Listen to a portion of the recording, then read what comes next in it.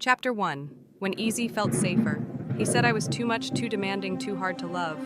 Then one morning in a glass conference room, he let a girl I had trained take my seat and called it Harmony. They said she understood his vision better, but the truth was simpler. She was easier. So I taught her everything she needed to replace me, packed my desk in silence, and sent my idea to a world that didn't know my name yet. 3 months later, that same idea won the deal he lost and the award he thought would be his. My name is Camille Hartley, and this isn't a story about revenge. It's about worth the kind they never saw coming. The morning the air in the Brightstone conference room felt too clean, like the windows had been polished to erase fingerprints and memories. I sat at the end of the table with my notes, stacked in the order I always kept them: strategy first, research, second, creative frames last. Ryan took the head seat the way he always did, one hand flat on the glossy surface, the other drumming a rhythm that once meant energy to me and now sounded like impatience. 4 years of working in sync can teach you everything about a person and nothing at all. He had told me I was brilliant but too intense so many times it had become a lullaby disguised as a warning. He liked the fire when it warmed him, not when it lit the room well enough for others to notice the cracks in his ideas. Lena slid into the chair beside him with a careful smile and a notebook that still looked new. We had met 3 weeks earlier when HR sent her up from the lobby, fresh from a move from Austin, hair tucked behind one ear, eyes bright, like someone who still believed hard work would be met with gratitude. I had printed a training packet for her on day one, a habit I kept for every intern who came through. I had written the cover line by hand the way my first mentor had done for me. "Welcome to the work that matters." She thanked me with a sincerity that made me want to protect her. It took less than a week to realize I would need to protect myself. The client screen flickered to life, and the Brightstone logo held there for a beat like a long inhale. This was a consumer brand with national reach and an executive team that preferred data to poetry. My deck had both. Over the past month, I had led the research sprint, sat in focus groups on the South Side, and in a suburban living room in Oak Park, listened to women talk about value and dignity and time, and built a strategy that connected price sensitivity with a desire for everyday grace. I could feel the cadence of my presentation forming under my tongue even before Ryan cleared his throat. He said we will have Lena kick us off today. He said she gets my vision better. He did not look at me when he said it, and the room went quiet the way rooms do when everyone knows a line just got crossed and no one wants to be standing on it. I could feel the eyes on me.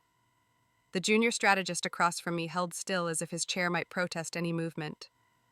I pressed my palm lightly against the table and let the surface cool me. I told myself to let the tape run.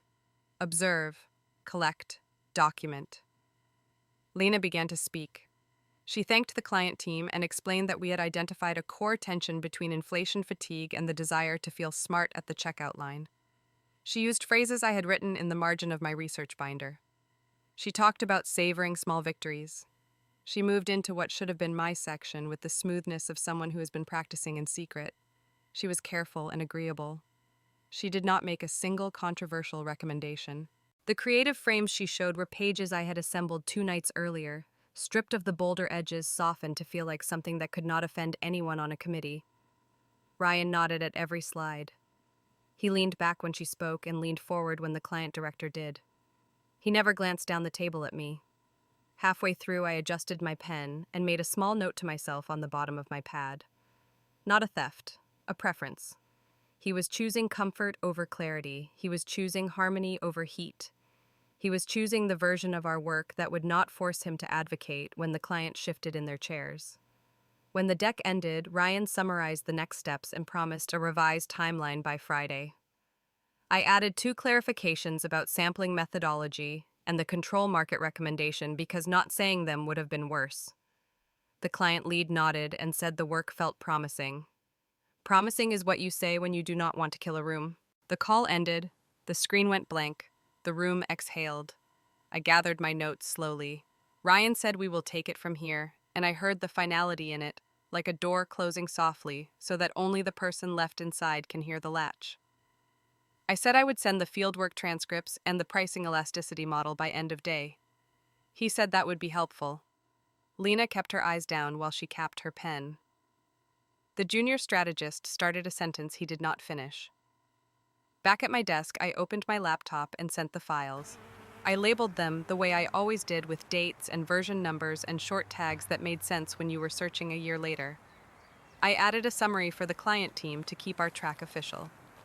Then I clicked into my personal inbox to clear the noise and saw an internal thread forwarded from someone in HR who occasionally forgot where her lines were. It had Ryan's name on it and Lena's, and a subject that read Recommendation for Permanent Hire. The body was short and efficient. He had written that Lena brings harmony to the team and aligns neatly with his vision for the department. He suggested fast-tracking her hire and asked for banding that would place her just below strategist and above intern for the rest of the quarter. He did not mention my name. Harmony repeated in my head like a hum that sharpens into a blade. He was not selecting talent, he was selecting ease. I closed the email and stared at the reflection of the ceiling lights in my screen. 4 years is a long time to build both muscle and muscle memory. I could feel the first rise of heat at the base of my neck, the old flare that once made me fight until I won or broke. I have learned to breathe instead. I pressed my phone face down so the glass would cool my palm. I pictured the archive in my head. The nights, the wins, the compromises I had swallowed because office politics require a particular diet. Then I pictured the rest of my life and saw it like a street grid at night, lit in all the places I had not yet walked. I stood and walked the long way to the kitchen. The city lay against the windows in a clean line of rooftops. The lake was a low sheet of dull silver. Someone had left a tray of grocery store cookies on the counter with a note that said, "Please enjoy," from HR. I poured water and imagined the taste of metal that comes with fear, but the glass tasted only like water. I remembered the first time Ryan told me I was too intense. It was after a win, not a loss. He had laughed and tugged a curl from my bun and told me to be careful not to wear out the gears. It was a joke that fit too well. I was the engine. He preferred to be the driver. I returned to my desk and opened the folder that did not live on any Brightstone server. Plan B, I had named it in a boring way on purpose. I had started writing it 8 months earlier after a different meeting when Ryan apologized for not fighting harder for a production budget and told me it was not the right time to push. If you wait long enough, the right time can stay imaginary forever. Plan B had a contents page, a timeline, a savings schedule, a list of potential clients with contact dates and warm intros, notes from calls I had taken at lunch in the little park behind the office, a line item for legal consultation about non-compete language which did not exist in my contract, and about intellectual property which was owned by Brightstone for materials produced on Brightstone time using Brightstone resources. I had made certain that anything personal I developed stayed outside Brightstone's walls.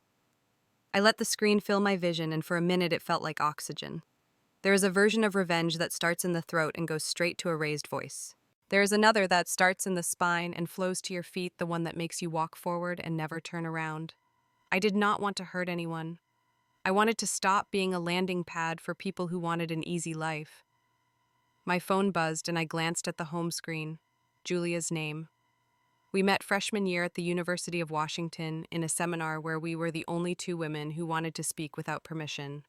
She had moved to New York 2 years ago to run communications at a nonprofit that turned into a brand. My phone buzzed again. I let it go to voicemail. I would call her later. When the ache is fresh, you do not open the door for someone you love unless you are ready to cry. I was not ready to cry. I was ready to work. Afternoons slid by in emails and small tasks. I sat through a status meeting where Ryan ran point and I spoke when data was required. He thanked the team for their effort and reminded everyone that clients buy stories, not spreadsheets. I watched the junior strategists nod the way you nod when you want to believe leadership has a map. Lena hovered at the edge of his sentences, and I watched her cheeks flush when he praised her for bringing calm. Calm is a nice word when men use it about women. It often means small enough to carry. At 5:20, I shut down my Brightstone laptop and slipped it into its dock. I put my notebook in my bag and walked to the elevator without looking back. The lobby smelled like lilies from the florist across the street. Outside, the autumn air had that thin knife of lake wind in it that lets you know the season has turned and it will not turn back. I walked north along Clark and let my feet fall into the beat of the city. The coffee shop on the corner of my street had a chalkboard sign that said, "Try the pumpkin loaf." Inside my apartment, the quiet reached for me. I stood in it and let it wrap around the places where the noise had been. I live in a one-bedroom in Lincoln Park with windows that face west, so the light in the evening is a long gold spill across the floor. I kicked off my shoes and set my bag on the chair. I washed my hands longer than I needed to. I made pasta and ate it standing up and did not taste any of it. I turned on the lamp in the corner and opened my personal laptop, the one that had only ever held my words. Plan B glowed on the screen like an old friend who has been waiting without complaint. I read through the investor list I had compiled for a project I might want to build one day. I read the names of women I had met at conferences who said, "Call me if you ever want out." I read my own financial plan, and the numbers I had laid out with the diligence of a person who refuses to be surprised by her bank account. I clicked into a document named Ideas and scrolled past concepts I had sketched on trains and in cabs. I stopped at one that still warmed my chest when I read it. It was a simple frame about worth that had nothing to do with men and everything to do with what women owe themselves. It was mine because I had written it at my kitchen table on a Sunday morning with my personal machine and my personal brain, and the kind of focus you only get when no one is waiting to approve you. My phone buzzed again. This time I answered. Julia always starts light when she can tell I am heavy. She asked if I was eating vegetables. I said I had eaten something in the beige family. She asked about the meeting and I told her. She paused in the way she does when she is collecting anger so it does not spill on my shoes.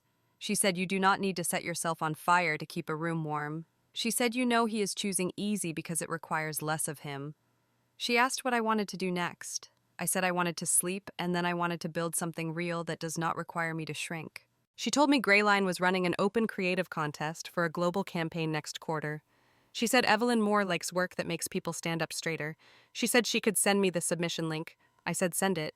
She said I did 5 minutes ago because she knows me. We said goodnight in a way that felt like a promise I was making to myself. I drafted a note to myself at the top of Plan B. No rage, only proof. I wrote it again because the muscle memory of a different response still lived in my hands. No rage, only proof. I copied the Greyline submission link into a fresh page and reviewed the eligibility guidelines. The contest was open to independent creatives. Submissions could not include proprietary materials from current employers. Concept ownership would remain with the creator until a paid engagement was executed. I breathed out and felt the slow relief of reading rules that respected the person who made the thing. I closed the laptop for a minute and leaned my head back against the couch cushion. The ceiling in my apartment has hairline cracks that look like rivers on a map. My mother used to tell me to find a path with my eyes until I ended somewhere better. I traced one now from the window to the corner by the bookshelf and imagined it ran all the way to a different life. Ryan had called me too intense, like it was a verdict. Maybe it had always been a compass. I opened my eyes and titled the concept document with one word: worth. I wrote a paragraph that described an everyday decision to choose yourself without apology, and felt the room change temperature by a single degree. I could imagine the shape of a pitch that would honor research and still invite emotion. I could see a 40-second cut that ended on a face that looked nothing like mine and everything like the women I had listened to in those living rooms. I wrote quietly for an hour until the words stopped reaching for me. When the clock on my stove clicked past 9, I shut the computer and stood in the middle of the room. My phone lit on the counter with a message from a number I still knew by heart. Ryan asked if I had time to walk through a couple of items on the research model tomorrow. He said the client liked the calm of the approach. Calm. Again. I stared at the screen until my reflection blurred into the letters. I put the phone face down. I let the silence fill the room. I brushed my teeth and washed my face and pulled my hair into a knot that would not survive the night. I stood by the window and looked at the little squares of other people's lives glowing in the buildings across the street. Someone was dancing alone. Someone was on a treadmill. Someone had left their kitchen light on and forgotten. The city hummed the way it does when it is both too loud and exactly the right kind of noise. I felt tired and clear. I did not feel small. He said she was easier. He might have meant I was harder to manipulate. I whispered it to the glass without moving my lips and let it belong to the air. I turned out the lamp, and the room agreed with me. The computer on the table waited in the dark like a steady heart. I got into bed and lay still and listened to the radiator sigh and to my own breath even out. Somewhere a siren climbed, then faded. Somewhere a train crossed the river. Morning would come with its meetings and emails and the ordinary rituals of staying professional while your life pivots under your feet. For now, I chose quiet. I let the city hold the noise for me. I had already written the first line of the next part without anyone knowing. He chose easy. I chose silence. For now. If this story touched you, please subscribe and let someone out there feel less alone. Thank you. Chapter 2: Training the Replacement.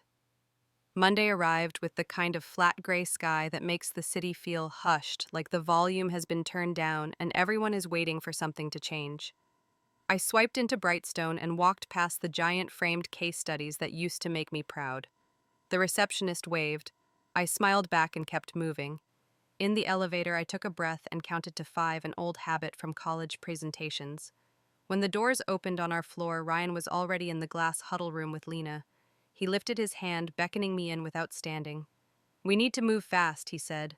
"The client wants a pitch readiness walkthrough by Friday. I want you to bring Lena up to speed on the full process. Soup to nuts. Schedule discovery, research, frame building, creative paths, pre-wire strategy rehearsal. Every step." He said it like he was reading from a manual, like he had not learned this sequence by grinding through it with me for 4 years. I looked at Lena. She gave me a small, apologetic smile. Her notebook lay open to a page with a neat column of boxes waiting to be filled. I sat and folded my hands to keep them still. "I can do that," I said. "We should start with the intake and audience segmentation.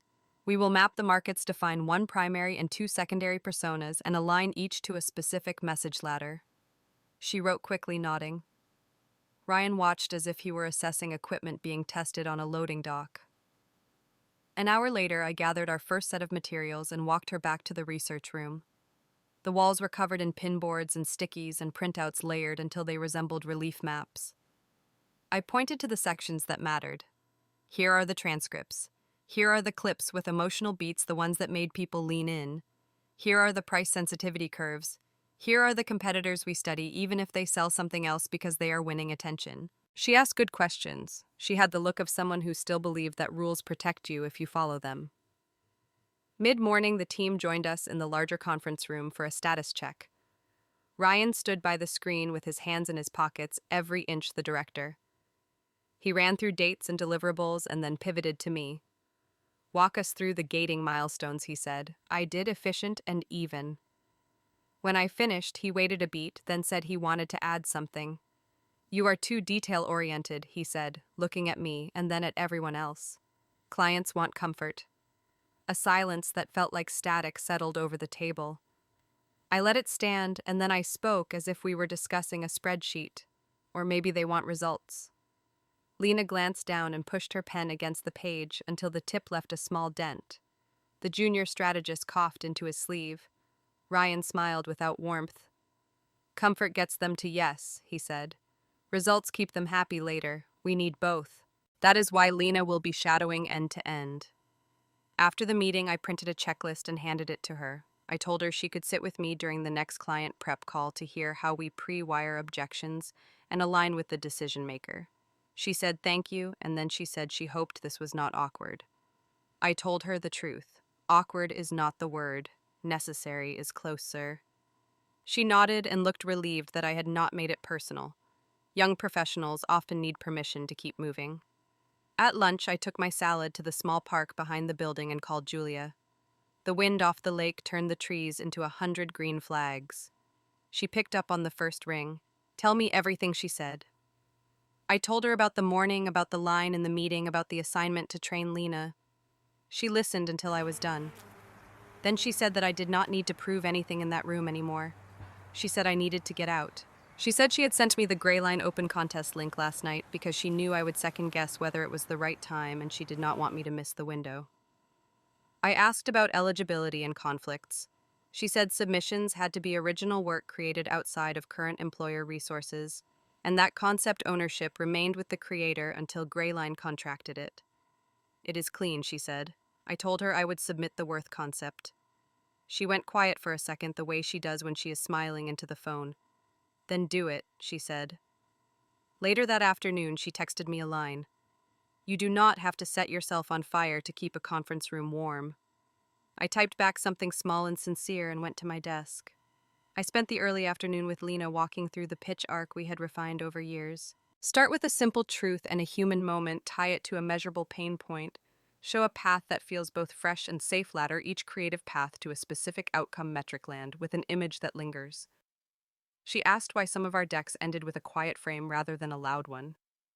Because executives are often embarrassed by sentimentality, I said. They will approve what moves them only if they can tell themselves it was rational. She wrote that down and underlined it. Ryan passed the glass wall twice, hands still in pockets, eyes taking inventory. By 3, we were in a small rehearsal room with a speakerphone and a portable screen. I cued a sample deck and handed Lena the clicker. "Let's hear you," I said. She began careful and bright. She inserted one of the phrases I had used in last week's draft. She stumbled over the section where we connect household budget stress to aspirational self-respect, the place where the data has to breathe. Her voice dropped to the rhythm of someone reciting rather than advocating. I stopped her and asked her to tell me what she believed, not what I had written. She tried again. Better, she thanked me. Ryan appeared in the doorway and waited until she finished a page, then stepped in. "Good," he said. "Keep that gentle tone. Clients want to feel reassured that we will not scare the board." He looked at me when he said reassured. I looked back without expression. At 4:15, a calendar invite popped up for an all-team meeting at 4:30, mandatory. When we filed into the big room, the entire department was there, even the media buyers who usually ignored creative gatherings. Ryan stood by the window with his arms crossed. Lena stood to his right, hands clasped. He cleared his throat and addressed the group.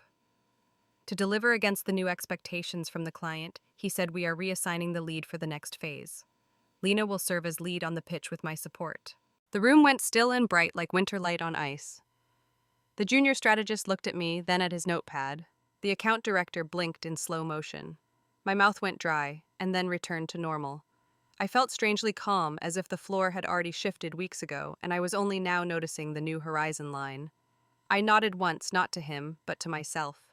I said I would send the final research materials and persona narratives to the shared drive before I left. I said I would be available for any clarifying questions. Lena murmured a thank you that barely cleared her throat. Ryan said, "Great, let's keep moving."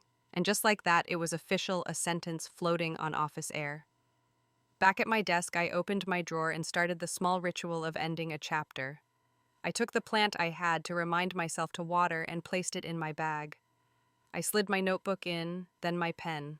I closed the small box where I kept a few postcards my mother had sent me from Oregon showcasing lighthouses. I unplugged my charger and wrapped it neatly. I wiped the smudge from my screen with the edge of my scarf. I pulled a square sticky from the pad and wrote a single line in my usual print, then pressed it to the edge of my keyboard where it would be seen and not easily removed. Don't confuse silence with defeat. I turned in my chair to face the room for a moment to fix the geometry of it in my mind. The row of desks, the glass offices along the wall, the corridor to the kitchen where someone always left a mug in the sink. I stood and slung my bag over my shoulder. As I walked toward the elevators, the account director caught up and asked if I was okay. I said I was choosing to be. She gave me a quick, fierce look of solidarity and said she would miss my decks. The elevator doors opened. Inside, I watched my reflection in the brushed steel and realized I looked like myself, not a diminished version of me. The doors slid shut. On the street, the sky had surrendered to a sheet of rain that cut diagonals through the lamplight. I pulled my coat tight and started toward the train, then stopped under an awning to check my phone. A text from Julia waited at the top. Grayline opened shortlist for the creative contest. They like your idea. Send the refined version tonight if you can. My chest tightened and then relaxed. Beneath it, a new email icon glowed. Subject line, Grayline Creative, open call, submission status. I tapped it open with the carefulness of someone handling a delicate piece of glass. It began with my name, then the gratitude sentence that always comes first, then the sentence that matters. We are pleased to inform you that your concept has been selected for the shortlist and will advance to the pitching round. The body went on to describe the next steps. A non-disclosure agreement for the pitching round. A calendar link to choose a time next week. A note about eligibility restating what Julia had told me. Entries must be original work created outside any current employer scope with personal equipment and resources. Concepts remain the property of the creator until a contract is executed. I read it twice, even though I had already understood it. The clean lines of it steadied me. I replied to Julia with a screenshot and 3 words. It is happening. She called immediately. I answered and listened to her cheer from a noisy New York street. She said she was proud of me. She said the only thing left to decide was whether I wanted to play small to make a man comfortable or play big to make myself honest. I laughed quietly under the awning and said I had already made that decision last week sitting on my couch with my laptop open and the city running like a current outside my window. She told me to go home and finish the deck and send it before midnight. Then she said something soft. You have never been too much. They have been too little. We hung up and I stood there with the phone warm in my hand and the rain cooling the back of my neck where the wind found my collar. Back in my apartment, I changed into dry clothes and made tea even though it was late. I opened my personal laptop at the kitchen table and pulled up the concept. Worth sat at the top of the page like a small flag planted on a quiet hill. I reread my opening paragraph and realized that the words still carried the weight I wanted. I built the outline into frames a client could see. I added proof points without losing the human line. I described the way a mother measures her day not only in receipts but in moments she refuses to apologize for wanting. I attached a note about how we would measure success without reducing the story to a bar chart. I kept it simple. I kept it mine. Before attaching the file to the gray line portal, I paused to walk through the living room. The city had cleared a little and the streetlight threw a long shape across the floor. I thought about Lena, how she had looked at me with that mix of guilt and hope, like maybe I could bless what she was being asked to do. I thought about Ryan, about his confidence in awarding Comfort the top job. I thought about the women in the focus groups who had laughed when I asked about value and then told me the exact moment they felt respected and the exact moment they did not. I walked back to the table and clicked submit. A minute later, a confirmation email arrived. I filed it into a folder with a name that would not make sense to anyone but me. Then I sat in the quiet and let the day fall away, piece by piece, until the only thing left was the steady hum of the radiator and the rain ticking against the window. I felt the ache of humiliation, but it did not feel like an open wound anymore. It felt like a bruise that would remind me where not to lean. I washed my mug and set it upside down on the rack. I turned off the kitchen light and stood in the doorway for a second, one hand on the frame. Outside, a car hissed by on wet pavement. Somewhere above me, a neighbor laughed at something and music followed. I went to the bedroom and pulled back the covers and slid in sideways because I was still thinking. My phone buzzed on the nightstand. I picked it up. Another message from Grayline had arrived, a shorter one from a coordinator offering 2 possible pitch windows, and a reminder that all materials shared in the session would be covered by the NDA attached. Clean, professional, respectful. I smiled in the dark where no one could see it. My last thought before sleep was simple and clear. It was not heartbreak, it was preparation. If this story touched you, please subscribe and let someone out there feel less alone. Thank you. Chapter 3. The Woman He Underestimated. 3 months later, New York felt like another planet. The noise here had rhythm, and even the traffic lights seemed to pulse to their own sense of purpose. I had traded the gray carpet and polite smiles of Brightstone for the exposed brick and restless energy of Grayline Creative. The first morning I walked in, Evelyn Moore was standing by the window with a coffee cup that had lipstick on the rim and eyes that saw straight through people. She greeted me with a nod instead of a handshake. "Camille Hartley," she said, "I read your deck. I like that you didn't apologize for wanting the message to feel uncomfortable. You're not here to make pretty things. You're here to make things that hit. I said I was ready to work." She smiled in a way that meant she believed me. Later that week, over lunch in the small cafe downstairs, she told me something that stayed. "Don't fight small minds," she said. "Outgrow them. They will look up one day and wonder when you passed them." She was what I had wanted to become without knowing it, composed, sharp, unwilling to dilute herself to fit a meeting. She had built Grayline 10 years earlier after being told she was too aggressive for agency leadership. Now she had offices in New York, London, and Toronto, and clients that made executives whisper about her margins. I joined as a senior strategist on a campaign already in early planning. The code name was Mirror Worth, and the goal was simple: tell women to see value in themselves before anyone else did. It was the kind of concept that belonged to every woman who had ever been talked over in a meeting or replaced by someone easier to manage. I poured everything I had into shaping it. I built frameworks, focus groups, consumer interviews. The younger designers watched me with wide eyes, waiting to see if I would bark orders. I didn't. I asked questions. I told them that ideas grow better when they are not afraid. One night we stayed late, screens glowing pizza boxes stacked in the corner. A junior copywriter named Sophia asked why the campaign was called Mirror Worth. Because every reflection is a conversation, I said. Sometimes the person you see is the only one who needs convincing. She wrote it down as if it were scripture.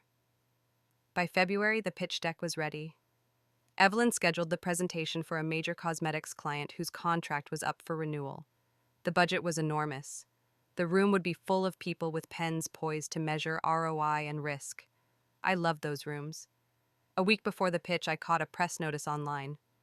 Brightstone had been shortlisted for the same account. Ryan's name was on the team list along with Lena's. My stomach went cold, but not from fear, from recognition. Fate, or something close enough to it, had just set the table. The night before the presentation, Evelyn stopped by my desk. "You good?" she asked. I nodded. Prepared. She studied me for a second. "You've got history with that other team, right?" Once I said, "Ancient history." She tilted her head, then let the work speak. Justice is quieter when it comes wrapped in professionalism. The next morning, the ballroom at the Manhattan Midtown Hotel buzzed with the hum of projector fans and polite chatter. Each agency had 20 minutes. I recognized Brightstone's banner across the room. Ryan stood with a tablet in his hand, Lena beside him, dressed in cream and nerves. I watched them from a distance, invisible to them behind Grayline's group. The client team, an even mix of men and women in sharp suits, took their seats. Brightstone went first. Ryan opened with a smile that didn't reach his eyes. "We believe beauty is about confidence made visible," he said. "Our campaign centers on reflection and self-image." I felt the breath hitch in my chest. Reflection, self-image. The opening slide read, "The Mirror Within." The tagline below it could have been ripped from my early notes. Lena spoke next, walking through the data points. She stumbled slightly, caught herself, and kept going. Their visuals were pleasant but hollow, glossy, without soul. I could almost see where they had sanded off the edges of what once had meaning. When the last slide faded, polite applause filled the room. The client thanked them and asked a few questions about cultural adaptation and long-term brand stickiness. Ryan's answers circled the safe perimeter of marketing language. When they finished, they stepped aside, and Evelyn stood. "Grayline Creative," she said simply, her voice cutting through the hum. "We're here to talk about worth. Not the kind you buy, the kind you remember." She gestured to me. "Camille will take it from here." I walked to the center of the room and felt the familiar steadiness settle in. I began with a short story from our research about a woman who skipped her morning makeup routine not because she didn't care, but because she didn't have to prove she tried. I talked about how value had become transactional, how the industry could shift that narrative by giving permission instead of instruction. Slide by slide, I built the case. When the film clip rolled, the lights dimmed and the room went still. The screen filled with women of different ages looking into mirrors, each frame unfiltered. One whispered, "I am enough," another laughed, another simply looked back at herself. The tagline appeared, "Last Mirror Worth. See what already exists." When the lights came back, the silence broke into applause that did not sound polite. It sounded real. A few of the executives stood. The marketing director, a woman with silver hair and red glasses, said, "That feels like something we can stand behind." Evelyn smiled. "Then let's make it together." Across the room, Ryan stood frozen. I caught his eyes just long enough for him to read the lower corner of the final slide where the legal footer displayed our ownership. Concept by Camille Hartley. He blinked once, as if his brain needed a moment to translate what he saw. Lena's face drained of color. The client team gathered their notes and moved toward the door to deliberate. Evelyn turned to me as the room began to clear. "Well," she said softly, "I think that landed." I exhaled, letting my shoulders drop. It felt right. "Sometimes justice just needs timing," she said. We waited near the window while the next small agency set up for their slot. Outside, the city shimmered under a pale winter sun, the kind that makes everything look newly washed. After a few minutes, the client lead returned with the silver-haired marketing director. She approached Evelyn and shook her hand. "We'll be moving forward with Grayline," she said. "Your concept has clarity and courage. We'll finalize scope this week." Evelyn thanked her. I simply nodded, unable to find words that would not sound too big or too small. As they left, I caught Ryan's reflection in the glass. He stood motionless, watching as the client walked away from him toward us. Lena whispered something, and he didn't answer. Evelyn touched my elbow. "Let's pack up. We have champagne waiting back at the office." We left the ballroom and walked into the corridor filled with the smell of coffee and carpet glue. The buzz in my chest had changed from adrenaline to peace. For the first time in months, I wasn't rehearsing defenses in my head. In the elevator, Evelyn studied me. "How does it feel, clean?" I said. "That's how success is supposed to feel," she replied. "Not loud, just right." At Greyline, the team crowded into the common area with glasses in hand. Someone popped the cork too early and laughter filled the space. Sophia hugged me, leaving a streak of glitter on my sleeve. The junior art director, Matteo, grinned and said that was a masterclass boss. Evelyn raised her glass. To competence, to courage, and to women who stopped asking for permission. The clink of glasses echoed off the brick walls. I took a sip of champagne and let the bubbles sting my throat. My phone buzzed in my pocket. I pulled it out and saw an unread email from Julia. The subject line read, "I told you timing would do the work." I smiled and typed a quick thank you before slipping the phone away. Later that night, after the celebration thinned out, I walked to the window and looked at the skyline. The city shimmered 1,000 mirrors stacked on each other. I thought about Ryan, about how he must have felt watching the deal slip through his hands. I did not imagine him angry. I imagined him quiet, the same quiet he had left me in months ago. Only now the silence belonged to me. I packed my bag and walked out into the night. The air smelled like snow, even though the forecast said clear. My heels clicked against the sidewalk, sharp and steady. Taxi lights blurred in the wet shine of the street. Every sound felt like punctuation to a sentence I had waited a long time to finish. As I reached the corner, I caught my reflection in a shop window. The glass threw back a woman who looked like she finally fit her own outline. My voice was steady when I spoke into the wind. He called me too much. Now I'm too successful to care. If this story touched you, please subscribe and let someone out there feel less alone. Thank you. Chapter 4. When the Consequence Arrived. The summer heat in New York didn't care about schedules or celebrations. It pressed against the glass walls of Greyline like a living thing humming with noise from the city below. Inside the cool ballroom of the New York Marketing Awards, the lights were sharp and white, cutting across the tables like spotlights on a stage. My name sat printed on the program beside a title I still wasn't used to reading, Creative Woman of the Year. When they called it, I walked to the podium without thinking. The applause was a tide that carried me forward. Evelyn was standing near the front, arms crossed, proud and still. I saw Sophia wiping her eyes with a napkin and Matteo whistling low until Evelyn shushed him. I took the small glass trophy in my hands and said the only thing I could trust, not to sound rehearsed. I spent years thinking success was about getting chosen. Turns out, it's about choosing yourself. The room broke again into applause. I smiled, not wide, just enough. The cameras flashed like small storms. Later at the reception, I stood near the edge of the crowd with a drink in my hand, watching other winners pose for photos. Evelyn joined me, her perfume clean and sharp. "You did good," she said.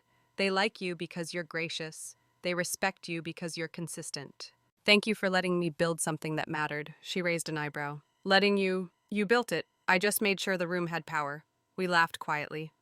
The next morning, my inbox was a flood of congratulations. Journalists had picked up the Mirrorworth story again, calling it one of the decade's most authentic campaigns about female empowerment. The numbers from our client's quarter were public now, and sales had risen beyond projections. My team celebrated with bagels and too much coffee. Around noon, Evelyn leaned against my office door. "Have you seen the news?" she asked. I shook my head. She handed me her phone. A headline blinked across the top of the screen. "Brightstone under investigation for managerial misconduct and ethical violations." Below it, Ryan's face. The article detailed anonymous reports of toxic work culture and manipulation within his department. HR had launched a formal inquiry. Multiple employees cited favoritism, burnout, and idea theft. Lena's name appeared once in the text, labeled as a key witness. I handed the phone back. "He'll spin it," I said. Maybe, she replied. "But spin only works when people still believe you." By evening, the story had spread across LinkedIn and industry blogs. Comments piled up under his old articles. People who had once praised him were now rewriting their memories to distance themselves. That was how the industry moved fast and forgetful. Julia called that night from New York. "You've seen it?" she asked. "I have." "Part of me wants to feel sorry for him," she said, "but the rest of me just hopes you're celebrating somewhere nice." "I'm home," I said. "Wine, not champagne. It's quieter." She laughed. "Quiet suits you when you've already won." 2 weeks later, I met Harper Reed again at a Gray Line panel about strategic branding. He had been the client lead on a mid-tier campaign I worked on years ago. Afterward, he came over and shook my hand. "I'm glad you're at Gray Line now," he said. "You were the smartest person in that bright stone room. Thank you. How's the new company treating you?" He smiled. "Well enough to need help.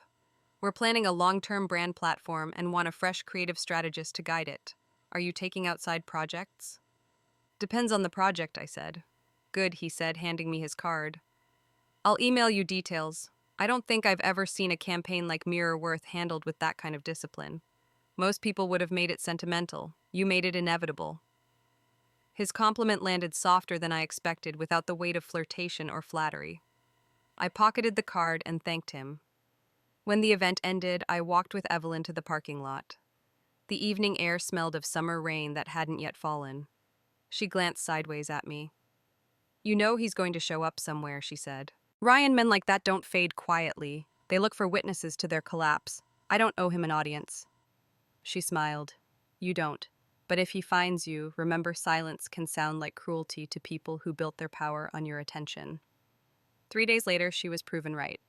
Grayline was hosting a networking gala at the Plaza, a sleek event meant to charm new clients and congratulate the team. The air was rich with perfume and conversation. I had been talking with Harper about campaign metrics when I saw him.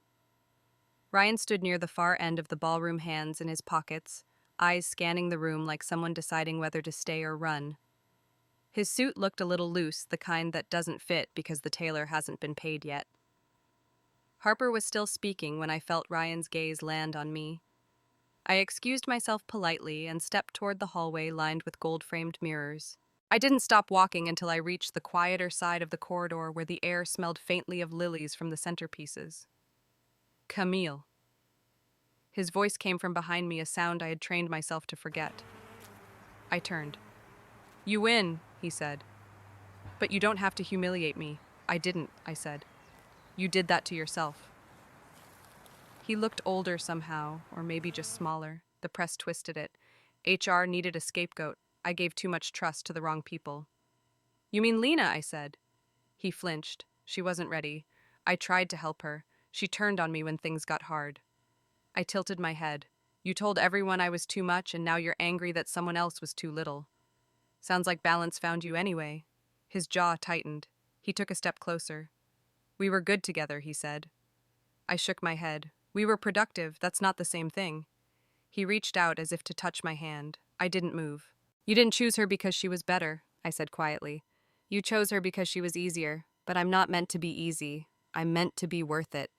He froze. For a second, he looked like he wanted to speak, but words refused to arrive. Behind him, a few people passed through the hallway, glancing at us without stopping. The noise of the ballroom swelled and receded like a tide. Evelyn's reflection appeared in the nearest mirror. She had come halfway down the corridor, watching without interrupting. When Ryan noticed her, he stepped back. She said nothing, only gave him a look that made the space feel smaller. He cleared his throat, muttered something about needing air, and walked away. His footsteps faded toward the exit. I exhaled slowly. Evelyn approached, her heels clicking against the marble. "That line," she said. "Make it your next campaign slogan." I laughed under my breath. "Maybe I will." We stood there a moment longer, watching the lights of the ballroom flicker across the polished floor. Evelyn rested a hand on my shoulder, a rare gesture for her. "Don't gloat. Just keep building. He'll destroy himself faster than anyone else could." Later, when the party thinned out, I slipped outside. The night was thick with humidity, the city lights blurred by heat. I walked a few blocks to clear my head and ended up at the edge of Central Park. The trees whispered with hidden life, the kind of sound you only hear when you've stopped rushing. I found a bench and sat the trophy from the award ceremony still in my bag, its weight both real and symbolic. The wind carried the smell of asphalt cooling after rain. I thought of Ryan walking into another HR interview trying to explain what went wrong. I thought of Lena filling out job applications, wondering how to start again. I felt no triumph, no anger, only distance. The lights of the city shimmered through the leaves, reflections bending across the puddles on the pavement. My voice came out soft, almost like a secret I was telling to no one. His downfall wasn't my doing, it was his pattern. If this story touched you, please subscribe and let someone out there feel less alone. Thank you. Chapter 5. Worth it. San Francisco greeted me with a clean blue sky and air that tasted like eucalyptus. The Women in Leadership Conference filled the Moscone ballroom with the soft roar of thousands of conversations at once, a sound like the ocean if the ocean wore name badges. My badge said keynote, my stomach said be steady. Backstage, a tech checked my mic and counted to 3 while a stagehand lined up the slide remote with quiet reverence. Evelyn stood near the curtain with her arms folded and a glint in her eye that always calmed me. You ready to tell the truth? She asked. As ready as I will ever be, I said. She touched my elbow. Then go serve it warm. When they called my name, the room stood a wave I felt more than saw. The lights were bright enough to turn faces into a constellation. I took my mark and waited for the small red tally light on the camera to glow. The first slide was a white screen with a single word in black, worth. I told them about the early years when I thought excellence would be a cure-all. About the first time someone told me I was too much, and how I wore it like a stain I could not scrub out. I told them about the day a man I loved chose comfort over courage, and how that choice did not break me. It clarified me. I watched the front rows lean forward and the back rows lift their chins. I kept my voice even and my sentences simple. I did not sermonize. I described. They said I was too much, I said. Turns out I was just too real for small hearts. A murmur moved through the room. On the next slide, the word mirror appeared. I spoke about mirror worth and the decision to make a campaign that did not apologize for women being fully themselves. I told them that competence is not loud and that revenge that relies on spectacle burns out. The clean kind is called growth. When I finished the first section, the lights softened and I could see faces more clearly. In the last row near the aisle, a woman sat very still with her hands folded in her lap. It took me a beat to place her in this sea of strangers. Lena. Her hair was pulled back and her eyes were red the way eyes are when someone has slept but not rested. For a second, my throat tightened and then it released. I did not change a word. I closed with the line that had followed me for months like a North Star. I said that being difficult is the story people tell about women who refuse to make themselves small enough to fit a man's comfort. I said that work done with integrity is its own shelter. I said that the only permission that matters comes from the person in the mirror. The applause rose and stayed. I let it wash over me not as a victory but as proof that the truth can be both a lever and a lantern. The moderator crossed the stage and shook my hand.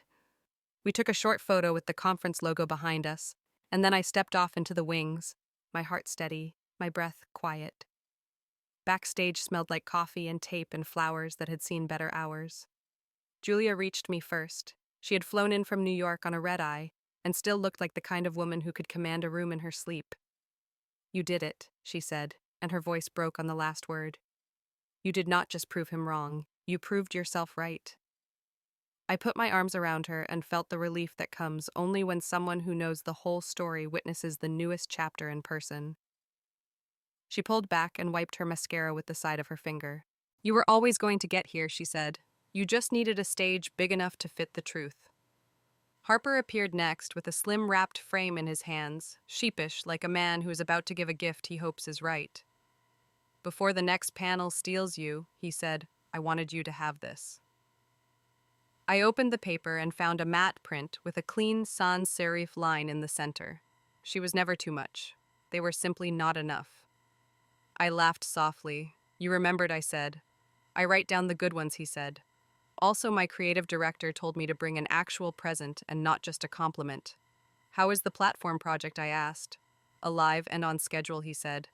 Because you refused to skip the hard steps. He squeezed my shoulder and let the coordinator pull him away for a client meet and greet. The frame felt cool in my hand, a small anchor in a long day. My phone buzzed in my pocket with a notification that already felt like a part of me. A text from my mother in Oregon. She had watched the live stream with her classically teacherly mix of pride and note-taking. Her message was short. You taught me that kindness needs a boundary. I am still learning it at my age. I am proud of you. I told her I loved her and that I would come up next month for a long weekend. I pictured her small kitchen with the window that looked out on the neighbor's raspberry bushes. I pictured the place where I had first learned to tell the truth without raising my voice. A volunteer with a headset asked if I could do a quick backstage photo line. I said yes, and stood where they told me to stand. Women came through in a stream and told me about meetings they had survived, titles they had been denied, and the exact moment the word difficult had been used to make them smaller. I asked their names and repeated them back. When the line thinned and the room quieted, I felt a presence behind me, that particular hush that happens when someone is gathering courage. I turned. Lena stood there, hands clasped, shoulders squared in a way that made her look both young and older than when I had last seen her. Hi, she said, voice small but steady. I was not sure if I should come. It is a public conference, I said gently. You are allowed to be here. She swallowed. You were right, she said. He did not love either of us. He only loved control. I nodded once. Then make sure no one ever defines your worth again, I said. Tears touched the rim of her eyes and did not fall. I am trying, she said. I have a new job. It is not glamorous. It is honest. Good, I said. Honest is where skill grows. She looked like she might reach for my hand and then thought better of it. I am sorry, she said. For my part in all of it. I know, I said. Go build something that belongs to you. She nodded and stepped away, shoulders a fraction higher. The afternoon slid forward toward the awards banquet. Tables bloomed with white flowers and water glasses that lined up like a chorus. I sat with Evelyn and the Gray Line team, our name placards set neatly between dessert forks. When the host reached the final award, the room felt different, like everyone had collectively chosen to set down their phones. Inspirational Voice of the Year, the host said, and then my name. For a heartbeat, I did not move. Evelyn nudged me with the side of her hand, a gesture that felt like both approval and command. I stood and walked to the stage. The trophy was heavier than it looked. The small microphone waited. I did not prepare lines for this because the lines that matter most are the ones you have lived. I accept this on behalf of everyone who has ever been told they are too much, I said. I accept it for those who discovered that a boundary is not a wall. It is a doorway you walk through when you finally pick yourself. I thanked the client who took a risk, the team that did the unglamorous work, and the mentor who gave me permission to make the room feel a degree warmer than comfortable. I thanked my mother for teaching me that kindness and clarity are not enemies. I kept it brief. The applause rose again, and this time I let it reach me fully. After dessert, Evelyn leaned toward me with the kind of quiet that always means news. Final confirmation came in during your keynote, she said. Gray Line closed the acquisition. Brightstone, I said. She nodded. Liquidation of the old leadership structures, new code of conduct, clean slate, no victory laps. What about Ryan? Consulting in Westchester. Small clients, no headlines, she said. It is not my job to end him. My job is to run a company that does not reward his habits. I took that in with a slow breath. The twist did not feel like triumph. It felt like closure written in careful legal language. It felt right. When the ballroom started to empty, I walked alone to the foyer. Floor-to-ceiling glass turned the twilight into an art piece. The city slid across the panes in long, soft lines. I stood at the window and saw only reflections that matched how I felt. Not bigger, not smaller, just accurate. I thought about the girl I used to be who confused a raised voice for a strong one. I thought about the woman I had become who could sit in silence and let her work do the speaking. I thought about the man who chose easy and about the way the world tilts slowly toward people who choose worthy and keep choosing it until the choice is not an act of defiance anymore. It is a habit. I lifted the frame Harper had given me and read the line again. She was never too much. They were simply not enough. I smiled because that sentence no longer felt like a wound dressed up as wisdom. It felt like a fact. It felt like air. The conference coordinator called me back for a final photo with the other honorees. We stood in a line that looked like a timeline of a different future. When it was over, I walked back toward the glass and let the lights of the city rise to meet my eyes. He chose easy, I chose worthy, and that made all the difference. If this story felt like a mirror you did not know you needed, tell me what part caught your breath and what part set it free. Share your own moment when you chose yourself and what happened after. If you have ever been replaced or doubted or called too much, stay with us and add your voice. Prove yourself right, not to them, to you.